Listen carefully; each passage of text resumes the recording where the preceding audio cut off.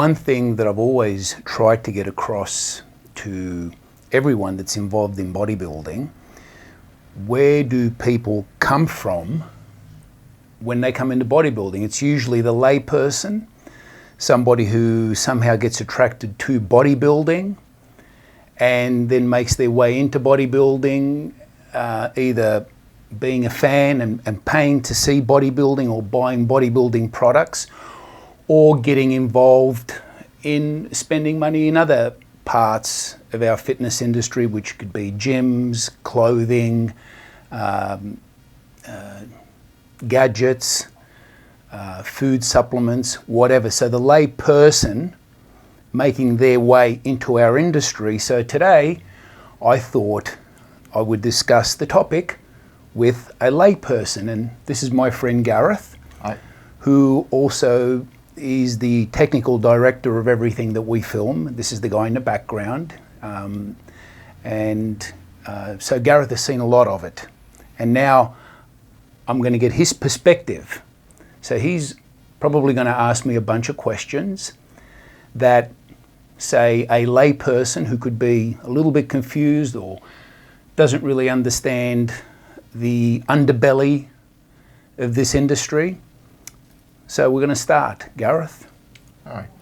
Well, my perspective of bodybuilding started with Arnold Schwarzenegger movies. Yes. So I'm a child of the 80s and 90s. I'm a huge fan of things he's done, like Commando, Terminator, Predator, all that kind of stuff. So, the big muscular action hero. I wouldn't say that I aspired to that look, but I fell in love with films because of that look. So I come from a standpoint of the way that it looks in cinema and the kind of characters that he was creating on film. So I didn't really, when I was a younger child, didn't really understand what bodybuilding was, but as a teenager, obviously, then I understood it a lot more. I played sports and things like that, but I never really went to the gym. I never got into gym culture or anything like that. So I was only really exposed to it on the peripheries of things, and you would see it on TV. So occasionally you'd see like Gillette Wide World of Sports. It would have, this week in bodybuilding, and they would show some of the contests and things like that. South Africa. This was in South Africa, yeah. And so it was there in the public consciousness, for at least in my consciousness, and I knew who Arnold Schwarzenegger was, and I knew who Lou Ferrigno was, but I didn't really know anybody else. Yeah. Then I met you in the early 2000s, and then my perspective changed somewhat because I was seeing it a little bit through John's eyes. So obviously it may have been colored a little bit, but I'm still a layperson in that I've never really been to a contest. I've never really absorbed any of the sort of bodybuilding media and all that kind of thing. I always come from it from a perspective of an outsider. So yeah. Well, may I remind you that you actually have been to a contest, because you once you showed up with a camera and filmed a whole bunch of stuff that nobody's seen yet, and we don't know if we're ever going to show it to anyone. But I wasn't there attending a contest for the contest's sake. I was there doing something else, which, for me, I was more interested in what I was doing than what was happening. So yeah. But I mean, like, I don't understand judging criterias and all that. Like, I don't know that side of it, but I do know like what I've seen of you and what things you have done in your career, because that's my exposure to it. Mm-hmm. But from my perspective, like when I see images of other social media accounts and things like that, I'm not attracted to it at all. It doesn't draw me in the way the Arnold Schwarzeneggers and Lou Ferrignos and that sort of thing that came through a media. Like, if I were to see that in a film, to me, that's not action hero. It's not. So that's today's look. Today's look, with these big, sort of massive. If someone like that walks past me in the street, my head is turning, not because it's an aesthetically pleasing thing, it's because it's almost horrific. And that's just my honest opinion. Is like, I don't, it's not something that I would aspire to look that way. Whereas Arnold Schwarzenegger in Commando or Predator, It's like I could see myself emulating that to some extent.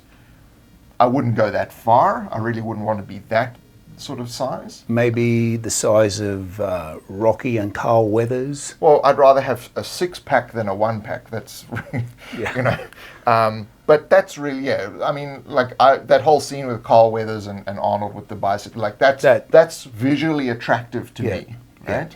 That's visually attractive, and to me that makes like for an amazing scene in a film. And when you go to like retrospective cinema and things like that, scene always gets a cheer and always gets the crowd going. Yes. Because it tells you what you're in for. Yeah. You know.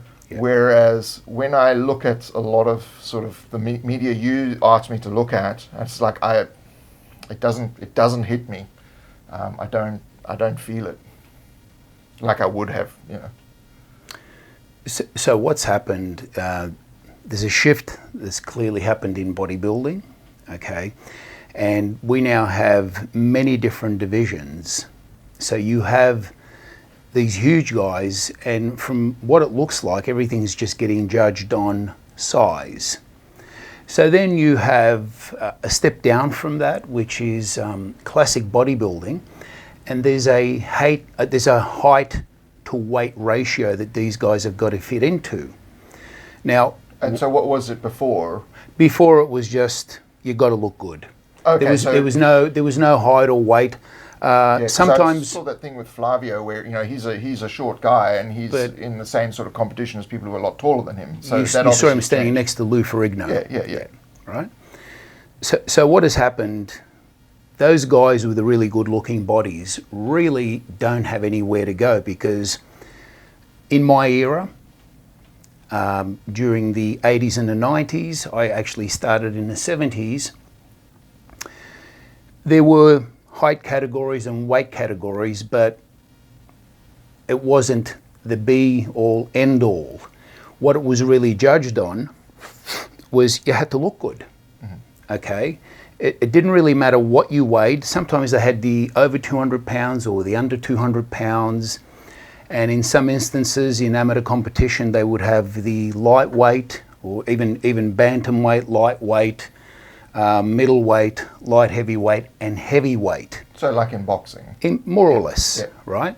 However, those guys there could be a winner in each division, and when they turn pro, they just get thrown in all together. Yeah. And like I said, sometimes they had the over 200 pounds and the under 200 pounds, but sometimes no, because it was all about art.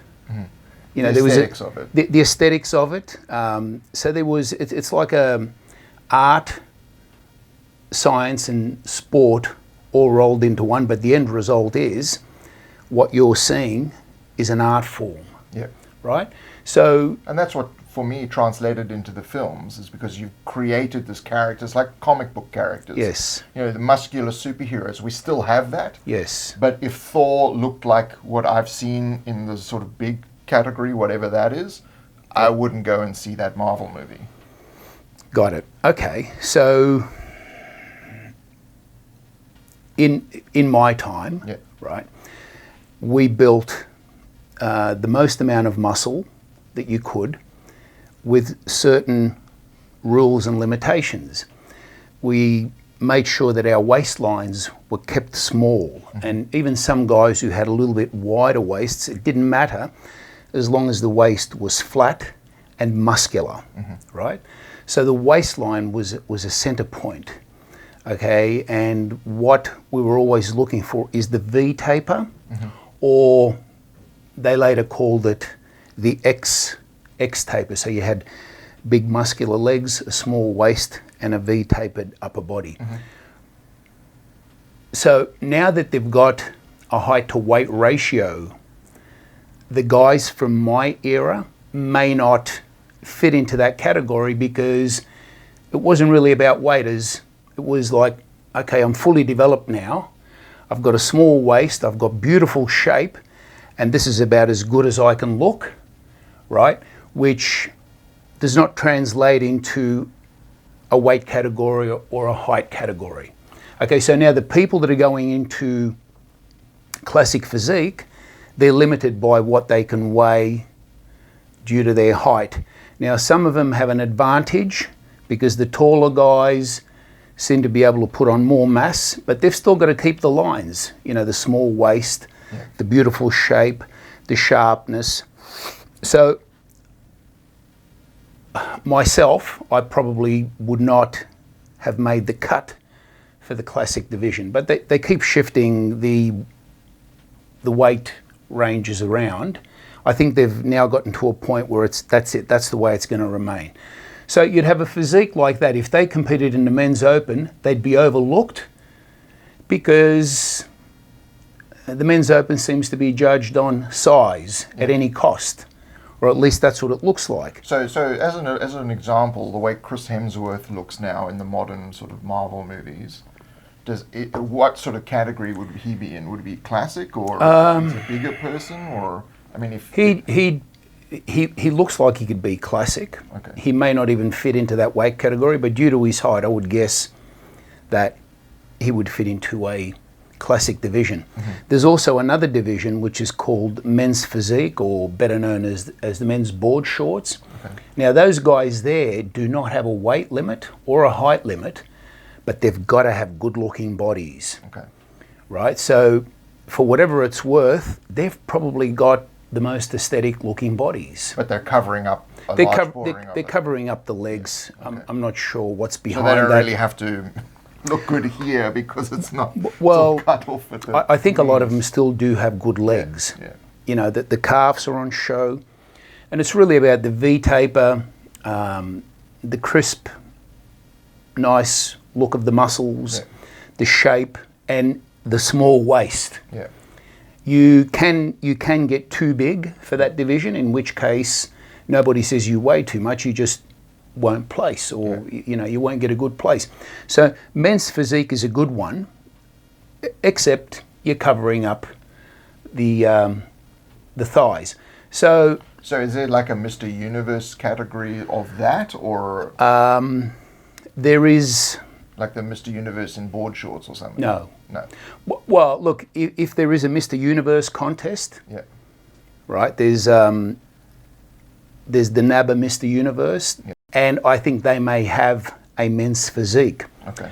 I'm not sure. Yeah. Some other federations have what's called a muscular model, and these guys wear smaller shorts, right? And I think the shorts, it's to separate them and show that these are not the big guys that are up there training and, you know, for size and size only. Now, having said that, may his soul rest in peace, Sean Roden, he was the 2018 Mr. Olympia.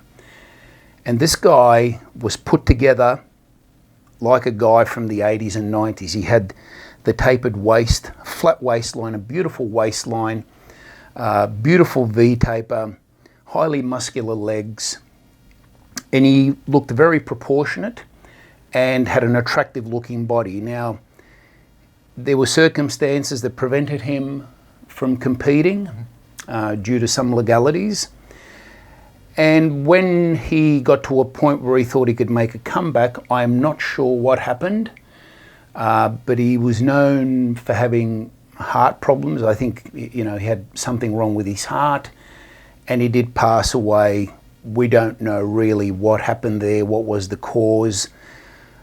He's no longer with us. That was the last person in that category that had that beautiful shape, which, you know, more or less had that heroic look, the beautiful V-taper, incredible abdominals, and just nicely shaped all over. Because I mean, like, I come from the perspective when someone says to me bodybuilding, right? To me that says muscular guy or muscular woman, and so I have an immediate picture in my head. Okay, and if you were to say to me, what does modern bodybuilding look like? I wouldn't think of the person in board shorts, because that's a guy at the beach to me. Yep. Right.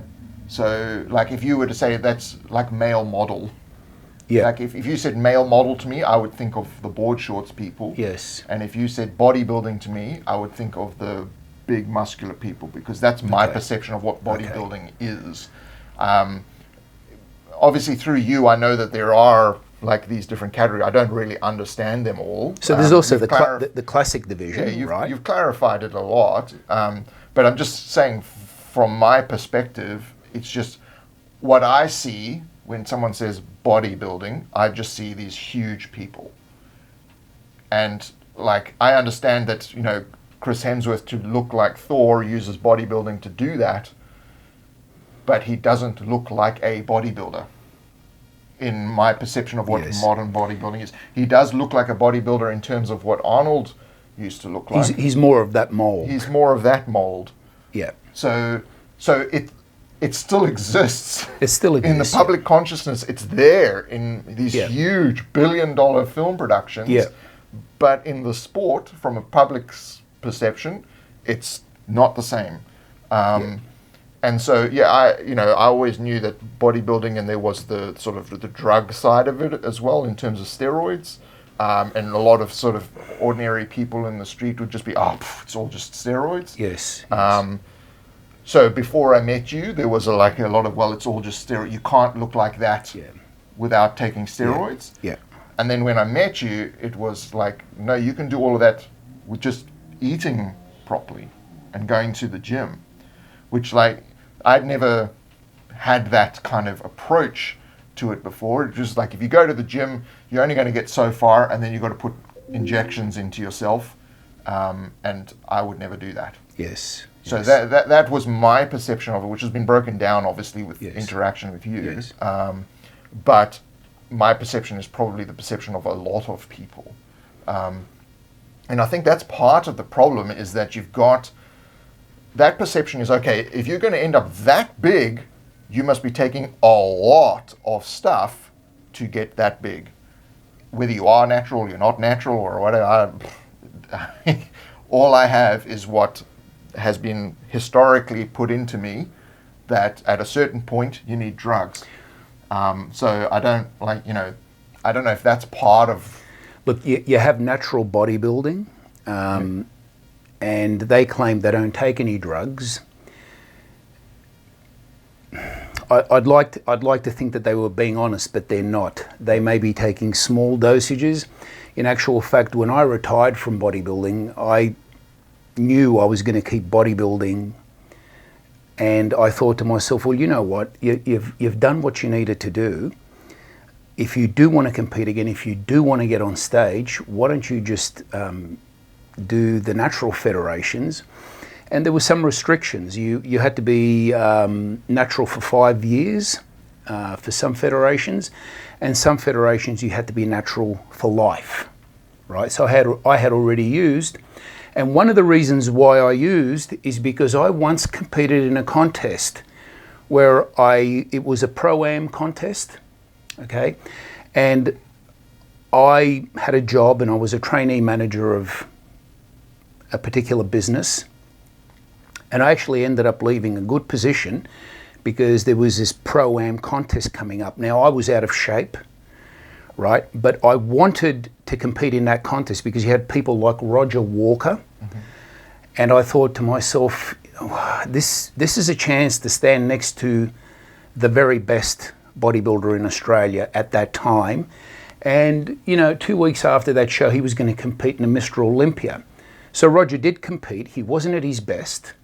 Right, and I did not get to stand next to him because I was in a different division, and I just couldn't get the comparisons to even move close to him. So I had about 6 weeks to get in the best shape possible. I was not in my best shape, definitely not in my best shape, but I looked good. Now, I wrote something on my entry form that I expected the promoter of the contest to announce it because he was also the MC. So when he didn't announce it, I went to him and I said, listen, I put on my entry form that I'm competing as a natural bodybuilder. Why did you not mention it? Right? You know what he said to me? He goes, I didn't mention it because Channel 9 is here. Right, Channel 9. Okay. And he said... Australian TV channel, yeah. Yeah. So he said, John, if I mentioned that you were natural, the media would have turned around and said to me, if he's natural, what are all the others doing? Yeah. So he avoided talking about it. Yeah. And then at that stage, you know, I was still one of those guys that, no, I'm going to get to the top and I'm going to do it without drugs. After that day, I thought to myself, you know what? There's no accolades for being natural. Now they've got natural contests left, right and centre, but they're possibly not really natural, right? Because when I wanted to compete as a natural, I was approached by people that were competing in the natural federations, and they said, so how do you pass the drug test? Yeah.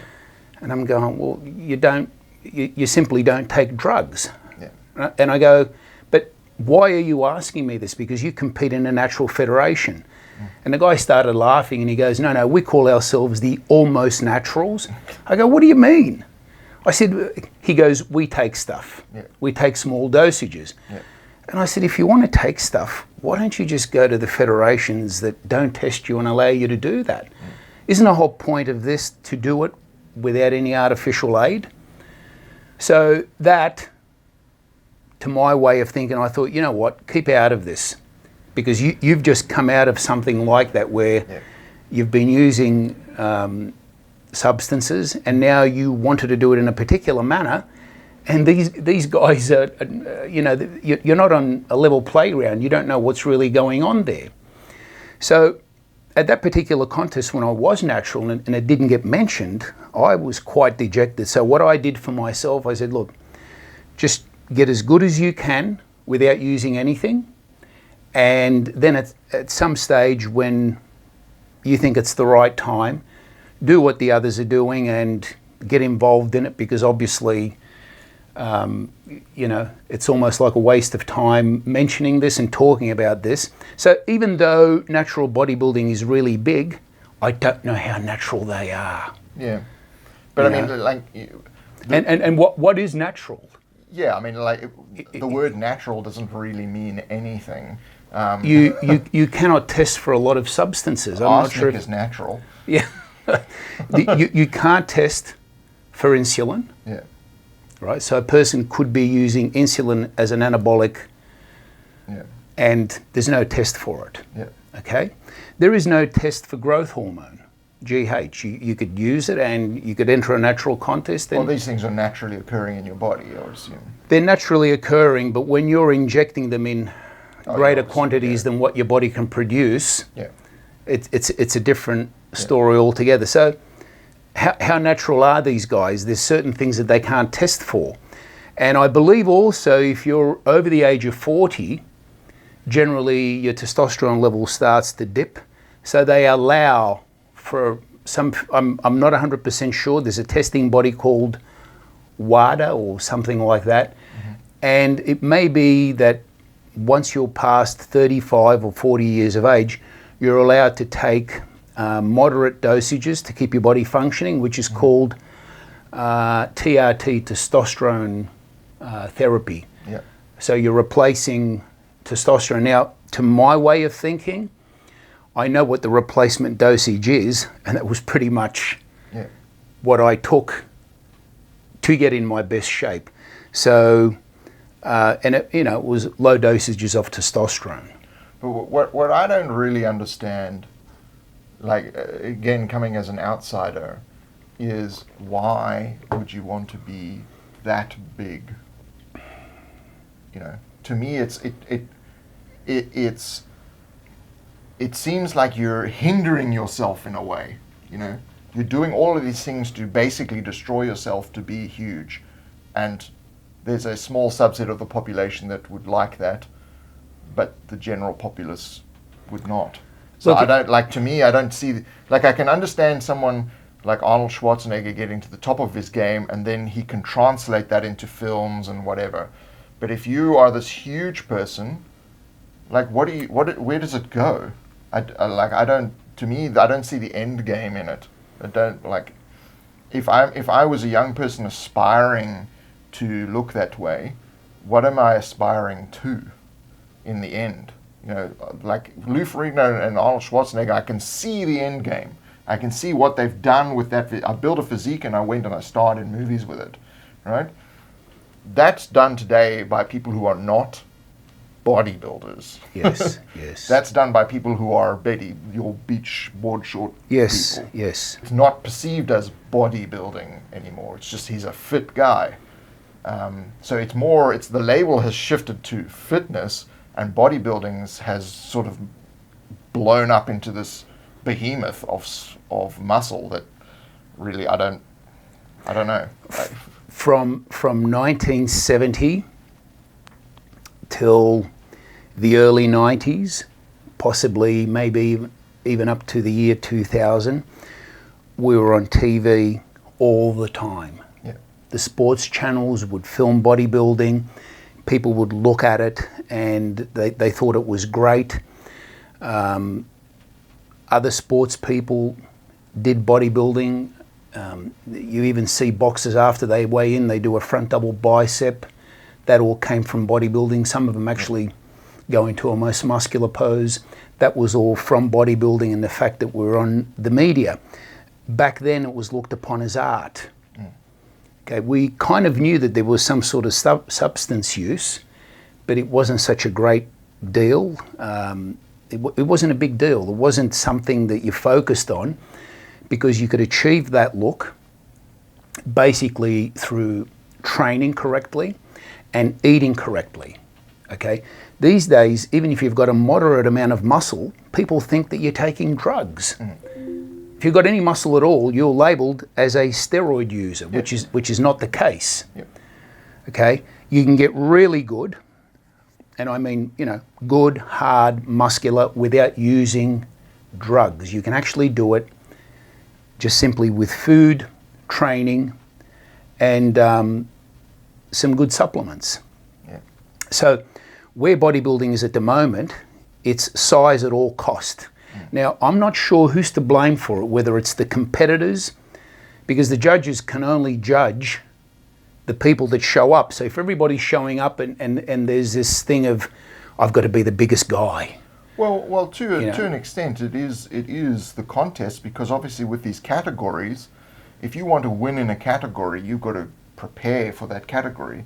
And if they're making them, you've got to be this height and this big, you're creating a category. Well, if I want to win this, I got to be this high and this big. Otherwise, I'm not tall enough. I don't have enough things, so I'll go into this other division, which doesn't have which would have had the prestige, but these doesn't days have it. It doesn't have it anymore. anything. And so yeah, I don't. I just don't get it. There's still an audience for it. Yeah. And every time I talk about, can we get rid of this division and go back to what we had in the 80s and 90s, there's people who love watching that division, and it's usually guys that could never be that big. Yeah. So it's something that they aspire to. Oh my God, look how big he is. It's usually, it's almost like, if you'll pardon the expression, a short man syndrome. Right? These guys love watching that division. They say stuff like, oh, I admire all the work and the discipline and all that, but it's people who like that, from what I've seen, is people who could probably never get that big. I myself know how to get that big. It's significantly easier than what I did in the 80s and 90s, because back then, well, there's balance in what there was balance. You had to learn to do things like keep your waistline this size, grow everything else. Make sure your shoulders are capped, you've got calves, so you create this beautiful picture. That no longer exists. People are walking on stage with legs, thighs that are so big, they don't train their calves.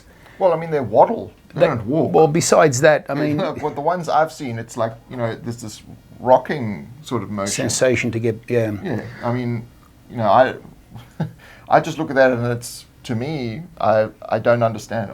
And I'm not alone, because, if I say, oh, I'm working with a bodybuilder at the moment, people will say specific things, and these tend to be, oh, well, they just use a hell of a lot of steroids. Yeah. So basically, when you look at a body in the open class, you're going to see a person that's going to have overdeveloped thighs, probably calves that don't match the thighs, so their legs look end up looking like beer bottles turned upside down. Yep. There is huge waistlines from all the food that they eat. In some cases, they're able to hold it in. In a lot of cases, the gut just hangs out. It does not look attractive. It's like me. If I had muscles on top of me, it's basically what. Yeah. Well, I wouldn't aspire to look like that because I don't want this. Right? You want the trim. I'd rather have it much further back. Thank you very much. Yeah. So that again, why I don't like, to me it doesn't compute. Look, not only that. So really, I'm not sure if it's the judges who are responsible for this look, because they could certainly judge you down if you end up looking like that, or maybe the judges have nothing else to work with except that these huge bodies are coming on stage and they just have to pick the best or what they think is the best. And but the right category would have got them that onto the stage. So that's what obviously, you have to get to that size to be in that category to yes. then have. So, well, not necessarily. No, it's you'll now see basically anybody can compete in that category. Okay. So they have other categories where you weigh. There's a 212 category, yep. And there is also the classic division. They could compete in the men's open, okay, but they don't. Okay. Right, because they've got their own category. I believe there may be one or two guys now that are experimenting with moving out of the 212, I think the division is. That means you weigh under 212 pounds. And some of those guys... And from like the 70s, 80s, etc., would that have been the open? In the 70s and 80s, sometimes, not all the times, they would have had an under 200 pound category. Okay. And an over 200 pound category. Okay. So for instance, in the late 70s, Frank Zane, who weighed under 200 pounds, yeah. won the men's open division because that's when they had two categories. They had yeah. the men's over 200 pounds yeah. and the men's under 200 pounds. Yeah. So he was so nicely put together that it didn't really matter what he weighed. Yeah. He was good enough to win. Yeah. And he did win 3 years in a row. Yeah.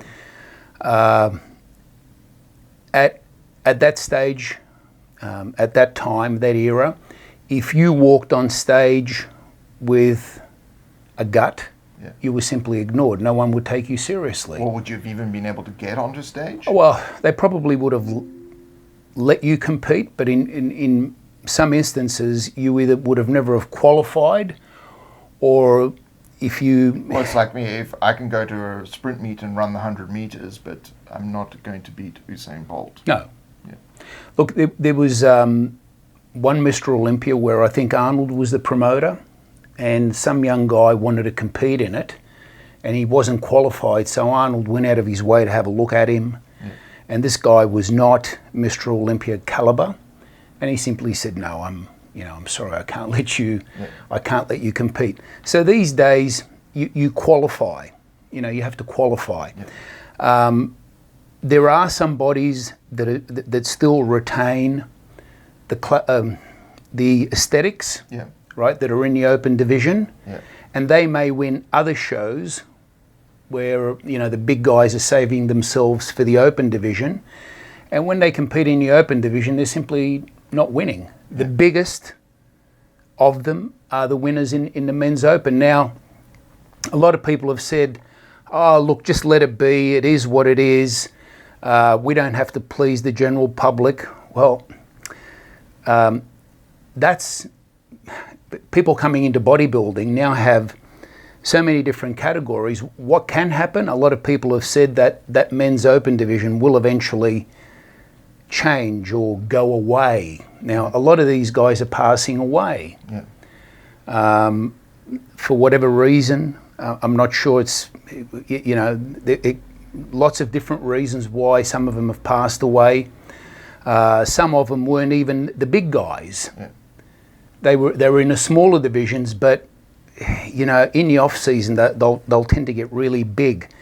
Like there was one competitor, George Peterson, who passed away, and when he did pass away, what I did notice was that he was bigger than usual.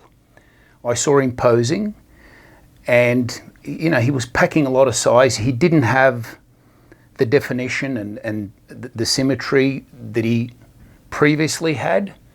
He was actually quite big, and I think he was still trying to compete in the 212 division, right? But when I saw how big he got, I thought, how's this guy? He's got a month left. I wonder what he's going to do to get back into that sort of shape. Now, I'm not sure that he was trying to get back into that sort of shape. I don't know what the story was. I think he may have wanted to compete in the men's open division. He wasn't quite ready. He did have a coach, and I'm not sure of the caliber of his coach, if what experience he had.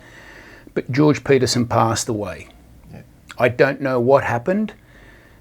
It could have been possibly an accident where he was trying to make weight or get in shape, and he may have taken certain substances that affected his heart. Some people thought it was the vaccine. Some people thought it was COVID. There's a whole bunch of stories. We don't know. What we do know is that people in that class, they die. Well, they've got health problems. I'm not sure if anybody's actually thought about this. When these guys go to the toilet, they cannot reach around to wipe themselves. Well, that's what I was talking about. At some point, you're actually physically impairing yourself. Yeah. So this class is continuing, and some of the promoters are like, yeah, just let it be. This is what bodybuilding's all about. It's our sport. And I'm thinking, why even promote that? We had the formula right in the 70s and 80s and 90s, but what's happening now is that's a class that they don't want to lose because people actually come and watch it. Yeah. Now, when they come and watch it, I'm not sure if it's to come and watch something like you would at a circus.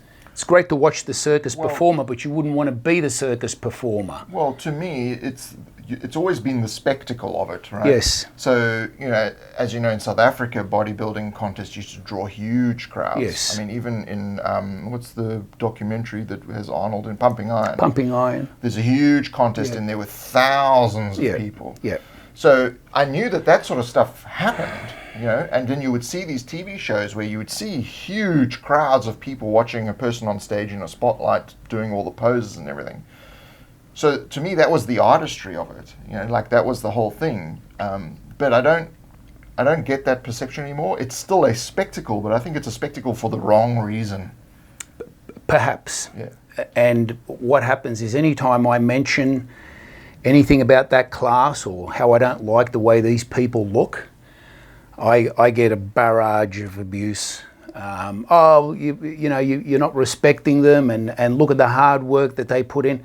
Well, number one, is it hard work? Because for me, it would be very easy to have that look. I know exactly what I've got to do, and all you've got to do is just get big.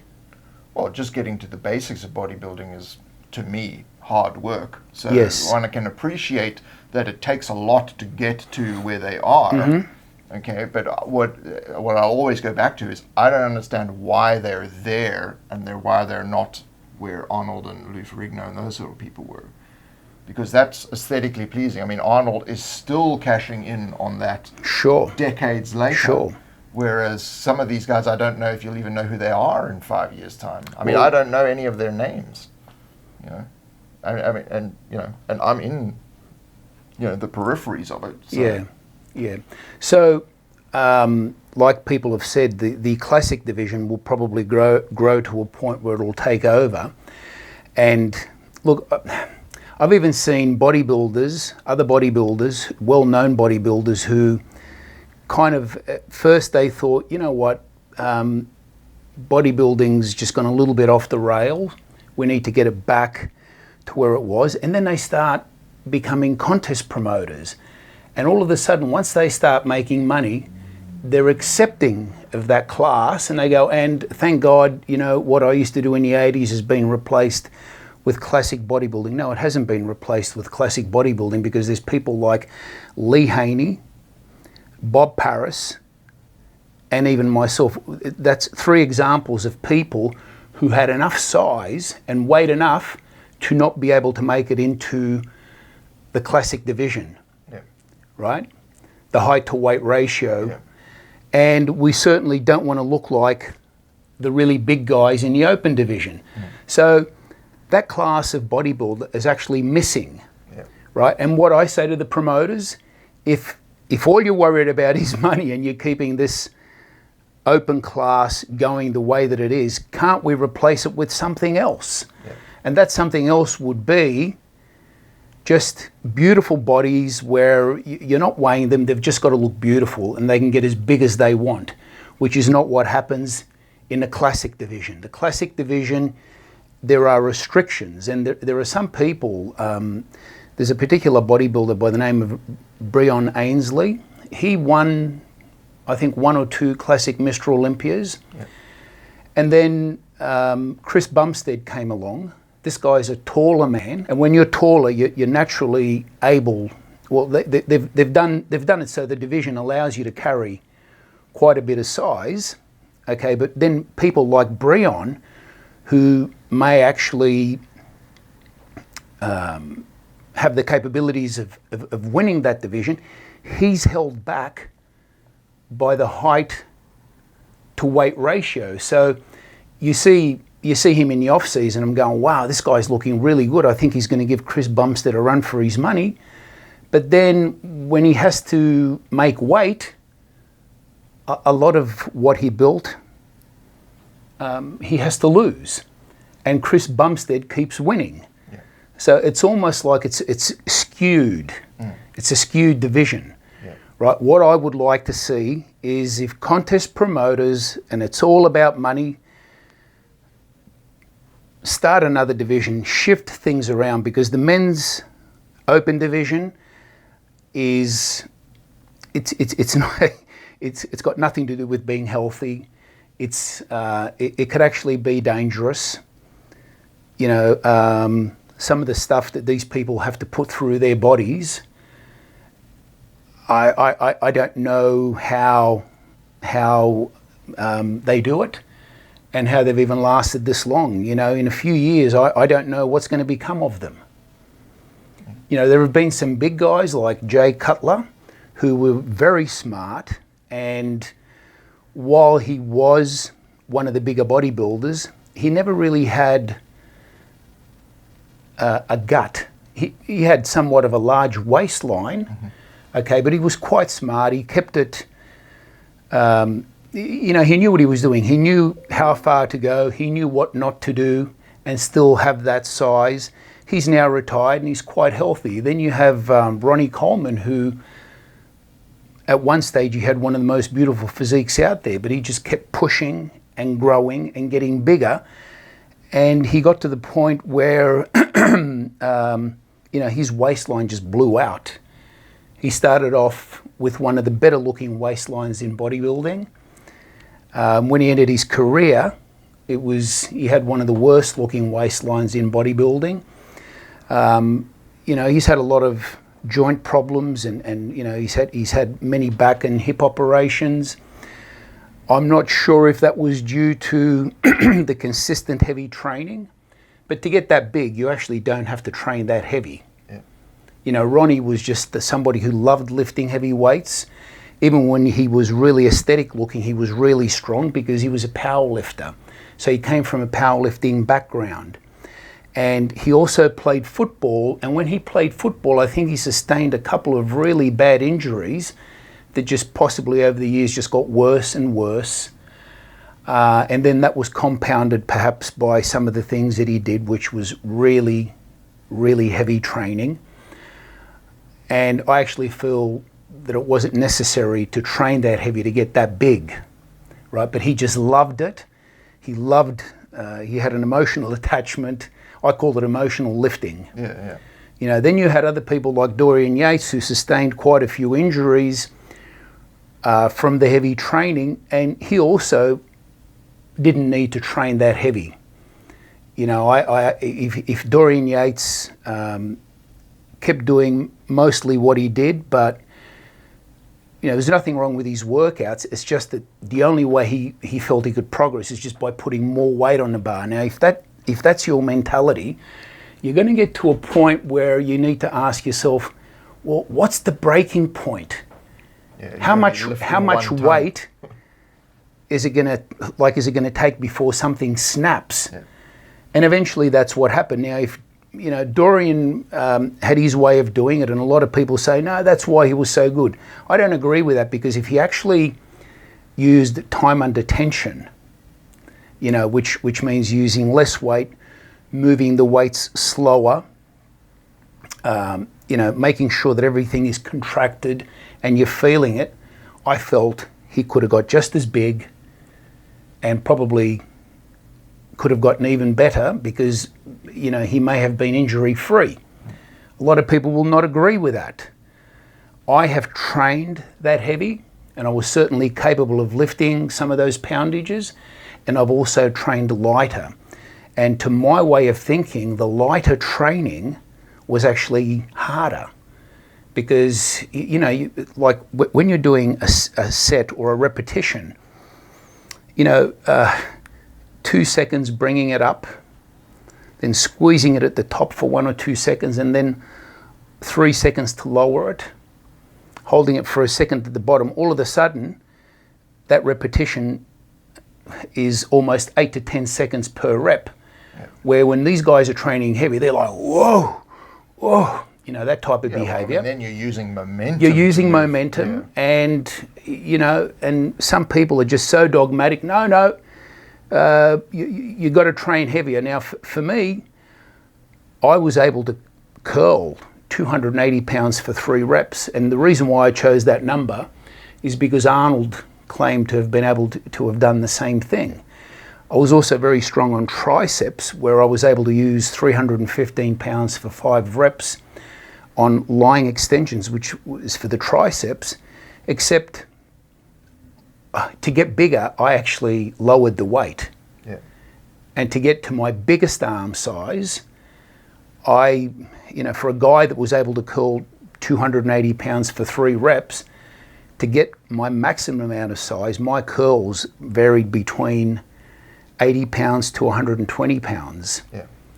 Lying extensions got to a point where they were never heavier than, say, 135 pounds, and that was on a heavy day, right? So again, those lighter weights concentrating on what I was doing and causing sarcoplasmic hypertrophy is what got me to my biggest size.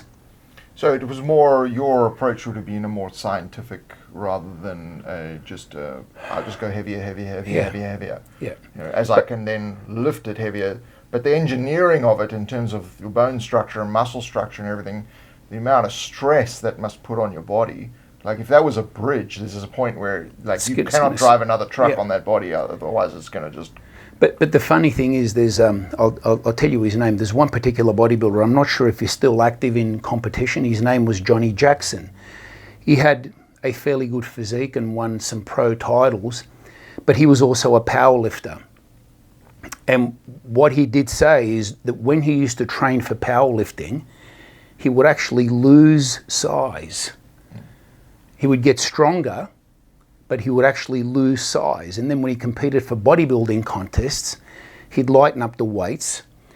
And what all that means is sarcoplasmic hypertrophies, sarcoplasmic growth happens with time under tension, pushing more blood into the area, and that will give you the maximum amount of size, because the part of the muscle that grows the most is the sarcoplasmic, and the muscle is 80% water. Yeah.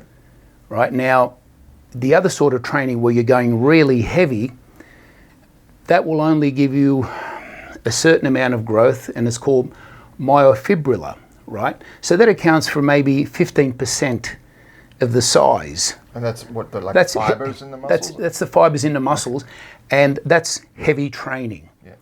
So they do say that a combination of both is probably the best way to go. However, the one that gives you the most amount of size is the sarcoplasmic training. And remembering the muscle is 80% water. So by hydrating, by eating the right amount of protein and carbohydrates, and training correctly, you will cause the most amount of growth. Yeah. And there's a lot of examples of that. You know, Serge Nubret, for instance, had a beautiful body. He was the French bench press record holder, so the guy could actually bench press 500 pounds. He had the record for the biggest bench press in France. But when you saw him train, I actually trained with him. Yeah. And, you know, he had this fullness about his muscles that most people didn't have. And it wasn't heavy training. I remember I did a workout with him while he was in Australia, and we were doing chest. And he had a training partner, and I'm bringing over all these plates. And, you know, Serge was kind of relaxing. And his training partner said, "What are you going to do with all that?" I said, we're doing benches, aren't we? It's like, you know, we're going heavy. He goes, "You're never going to be able to use that." Yeah. And I go, "Yes, I am." And he goes, "Look, we're doing sets of 20 in a slow, controlled manner." Yeah. You know, and I said, "Oh, I could probably get 20 with that much weight." Well, I put that much weight on. They kind of just waited for me to burn out. And then to finish the workout was next to impossible because these guys did a tremendous amount of sets and reps. So I was relegated to a bar with a 50-pound plate on each side, and that was it. And I could not finish the workout because that light training was a lot harder than what I thought. I banged out my 20 repetitions with a fairly heavy weight, and that was it. So I mean, it really affects the stamina of what you're doing. It does. If you can only do 20 reps and then you're done, whereas the other dude's doing 100, you know, on lighter weights, which one is going to build up his stamina? And you know, well, it's not just stamina. It's you know, it's about training the muscle, yeah, honing the muscle.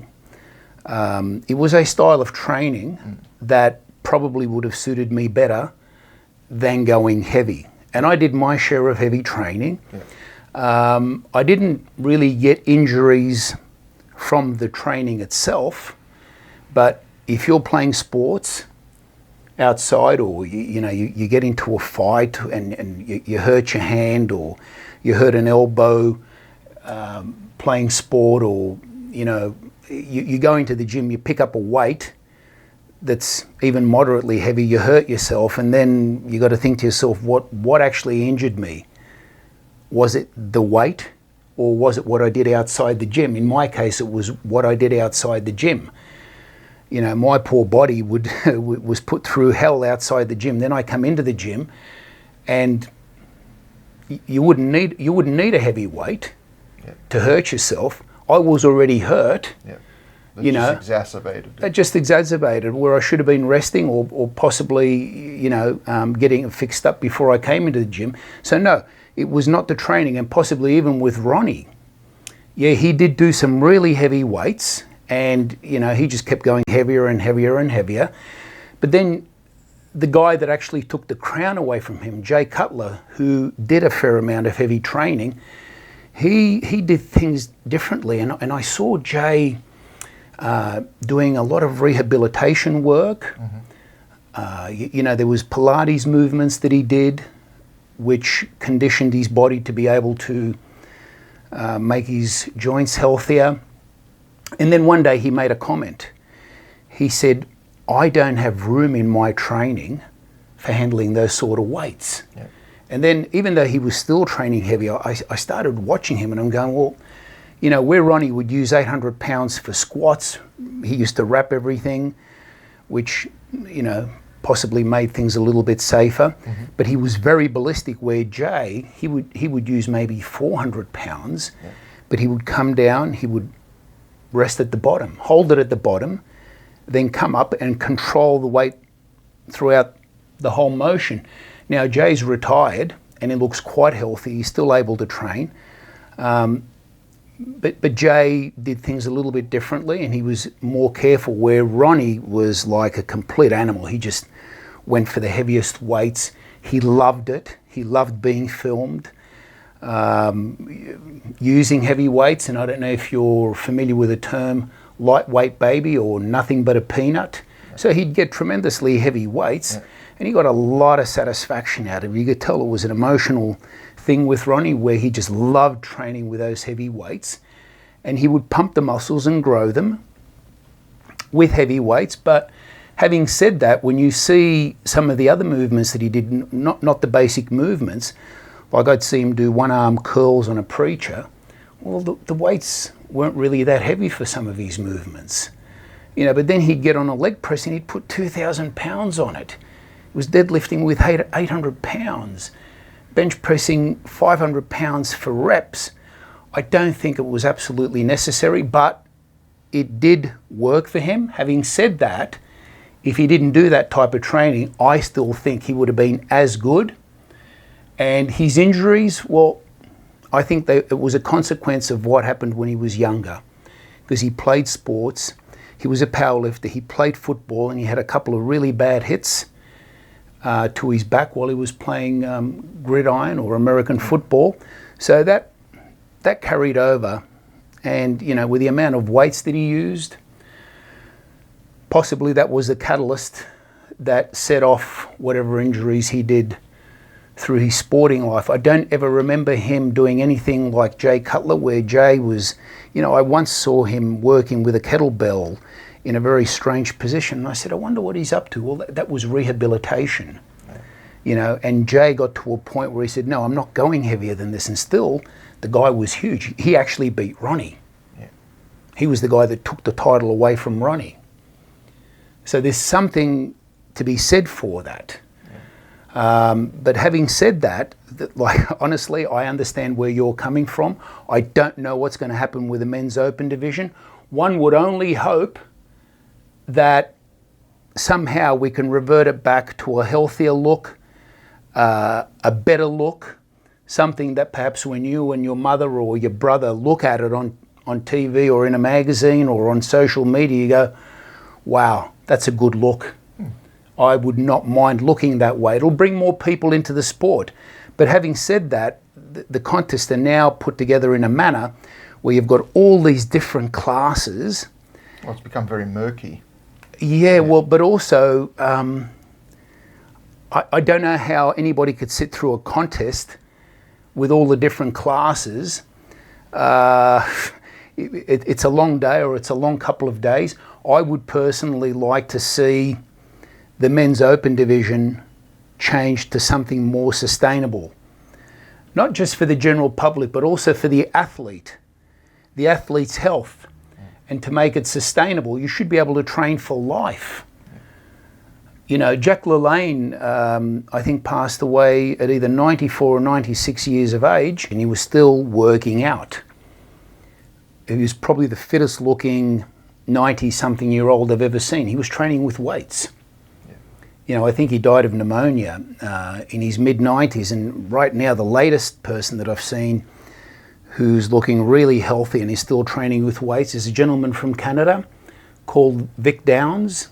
He was Mr. Universe, and I think he took up bodybuilding later in life, so he didn't compete until the age of 30. I'm not sure exactly what age he started, but he was a late starter. Now at 90 years of age, this guy looks really good. He's still training with weights, right? So there's a longevity aspect. There's a longevity aspect for sure. And one of the things that happens as we grow older, we start to lose muscle tissue. Resistance training with weights, bands, and even bodyweight exercises is the fountain of youth. What these guys are perpetrating in the open class, I'm not sure how to class it, because, you know, years ago there used to be gladiators in Rome. Remember what used to happen with the gladiators? They would die or be killed fighting other gladiators or fighting animals, lions and so forth. And eventually that had to stop, right? It was very entertaining. Everybody was watching it, but I'm not sure that too many people would have wanted to become a gladiator. It was great to watch, and there would have everybody probably would have complained back then if somebody put a stop to it for humanitarian reasons, right? So now men's open bodybuilding is more or less like the gladiators. So, okay, you can respect the effort that these guys put in, you can respect the dedication and the discipline, but having said that, what they do is not that difficult. And the people who have the most respect for it are the smaller men, the people that could never achieve that because they want it so bad. I certainly don't want it. And look, I got to a stage where I was quite big myself. You know, I got up to 265 pounds at 6% body fat. And at that body weight and my height, I did not like the way I looked. And one of the reasons why I retired was because I won the Pro Universe in the mid-90s in 1994. You know, and I made all sorts of noise about going back and defending the title and all that sort of stuff. But I never went back because I knew what I had to do. And it wasn't just the fact that I was, you know, would have used anabolic steroids. It was what I had to do to my body, you know, just to continuously get bigger and heavier. So I retired. In actual fact, it was probably my second pro show. Before my second pro show, I saw what the game was all about and how these bodybuilders lived in California and the background, the underbelly of what was really going on. And to me, it was not what I expected it to be. It was not what I saw, and the way I was treated was not pleasant. So from that day onwards, I always competed with thought in mind, just you've gotten here, you're going to have to do something before you retire. But for me, it was all about finding the appropriate exit. I was looking for the appropriate exit. I was no longer, I said I was there to win this and to beat this guy. I said all that because that's what everybody wanted to hear. But in my heart, so looking for a way out. I was looking for a way out. And the way out for me was, what do I do? What do I do at this stage of my life so I don't look like a cop-out? How do I exit in a positive way? So eventually that came to me. You know, I was having a discussion with a very good photographer called Chris Lund. We were walking to a photo shoot, and he gave me the idea because he was making suggestions for another champion who had gotten into a little bit of trouble with the IFBB. He said, you know, if I was this particular person, he goes, I'd probably do it this way. You know, I'd probably go to that federation, I would win the Pro Mr. Universe, and then get out. So as we were walking to the photo shoot and thinking about some of the things that I had experienced and thinking back to what I discovered when I first turned pro, of what was really going on, it was a tough life. Not only was it a tough life, there were a lot of things that you had to do which I you know, when I started bodybuilding, I didn't know. So really, after that, it's not that I stopped training. I still train. I trained. I kept training, and I did it for myself, just to look good on the beach, or to look impressive. And if it's done correctly, it's actually a life extension tool, because as you get older, like I was saying, you do start to lose muscle tissue, so you need to find ways to maintain lean tissue. And for me, there was always a health aspect to bodybuilding, which for a while I forgot about. Yeah. I actually forgot about it, and I started going in the direction that some of these guys are going. And I think that's one route that it can go, is to push the health aspect of it more. Yes. You know, well, I mean, that's what you do in most of your content, is push the health aspect yes. more. And look, I've got injuries, and some people, I won't mention the person's name. We were actually going to do an interview, and this guy used to be a bodybuilding promoter, and you and I once did a documentary on me, and it was around we filmed some of the injuries that I had, which were things that happened outside the gym. Yeah. And this guy did not want to be associated with me because he thought, look, you were the picture boy of the beautiful body, and he goes, you go and film something like that, showing your surgeries, whatever. Well, yeah, I mean, that's what happened. That documentary never went anywhere. Yeah. But this guy did not want to be associated with me because he didn't want he didn't want anybody to find out about that side of bodybuilding. Those injuries that I got operated on were from outside influences, outside the gym, accidents that I had outside the gym.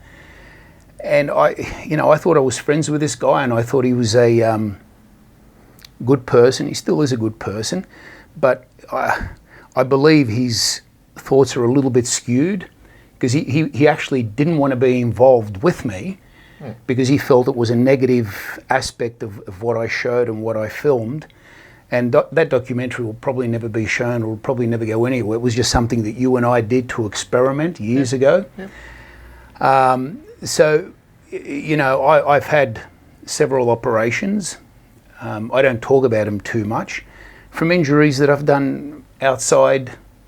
Well, I mean, some of them were traffic accidents. Yeah, I mean, look, there's a genuine aspect to what it is. I mean, if people are going to learn, you have to tell them the truth. If you're not telling them the truth, they're learning a lie. Yeah. And so, to me, if I was just starting out, if I was interested in doing this, if I'm being fed things that are just not correct at all, it's even worse. It's more dangerous. Worse. It's more dangerous for me. Because what I did notice about this person when I did meet him once, and I'm not going to say his name because I know he doesn't want to be mentioned, I'll do it out of respect. Even though he felt he was a classic bodybuilder, I've seen some of the training that he does. I don't think he particularly had good form. And I remember sitting and having coffee with this guy, and he was smoking a cigar. And I remember him lifting the cigar up to his mouth, and he had a lot of trouble just doing this. Yep. Now, I've had problems with my shoulders and elbows, but hey, I can still look. You've still got the functionality, yeah. Well, somewhat. Yeah. And, through rehab and strengthening the areas, it's getting better. He, on the other hand, is you're using bodybuilding to do the rehab. Rehab. Yeah. So bodybuilding and rehab exercises, a combination of both, work. Yeah. They are the fountain of youth. Where he's going around saying, no, it's a really healthy sport. Number one, I think he trained far too heavy. He never talked about anything that he felt was negative. And I remember, well, first of all, he was smoking a cigar. Okay, well, it's probably not that bad smoking a cigar, I guess. It's not the healthiest thing. I'm not a doctor.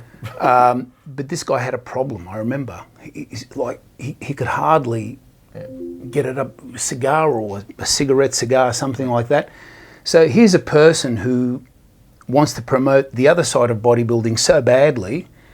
I don't want to call him a liar, but I think he covers, covering things up the way he does is not, to my way of thinking, is not an honest, reliable way of representing what really goes on. Well, to an extent, a lot of social media at the moment is a lie. What you see is what's heavily curated. Like, people are putting their best foot forward. A guy might be on Instagram and he's showing whatever, but you don't see 2 or 3 people behind him holding him up because he can't stand. So you believe the lie because that's what you see. And that's the problem at the moment with social media, is that it's very difficult to know who's saying what is true. You just basically have to then look at the evidence of and to me, my way of thinking is, like, if I look at bodybuilding as I perceive it now with big guys and they're dying,